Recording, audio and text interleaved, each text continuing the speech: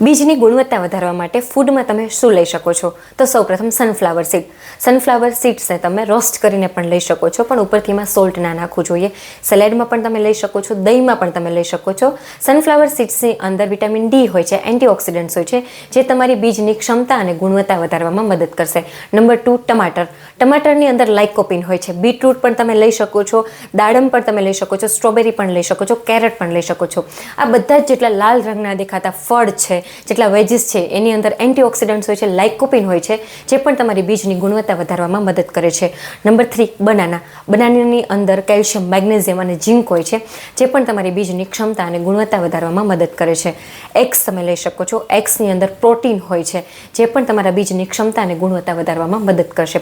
પાલક, મેથી, avocado, broccoli, આ બધી જ વસ્તુ જેટલી પણ લીલી દેખાતી સબ્જી છે એ બધી જ તમે લઈ શકો છો. એમાં પણ તમને એન્ટીઓક્સિડન્ટ્સ મળશે, જે તમારી બીજની ક્ષમતા અને ગુણવત્તા વધારવામાં મદદ કરે છે.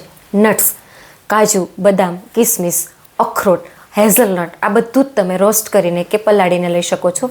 આની અંદર પણ એન્ટીઓક્સિડન્ટ્સ હોય છે, ફાઇબર્સ હોય છે, મલ્ટીવાઇટામિન્સ હોય છે, જે પણ તમારી બીજની ક્ષમતા અને ગુણવત્તા વધારવામાં મદદ કરે છે.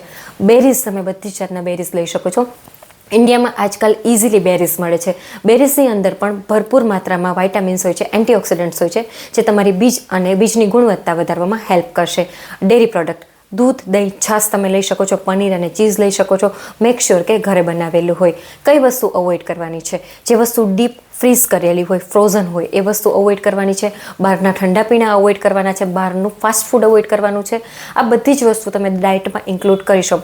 પાણી તમારે ભરપૂર પીવાનું છે. 3 થી 3.5 લીટર પાણી પી શકો છો, જે તમારા બોડીને ડિટોક્સિફાઈ કરશે અને જેના લીધે તમારી ગટ હેલ્થ સારી થશે, જે પણ તમારી બીજની ક્ષમતા અને ગુણવત્તા વધારવામાં મદદ કરે છે. Thank you.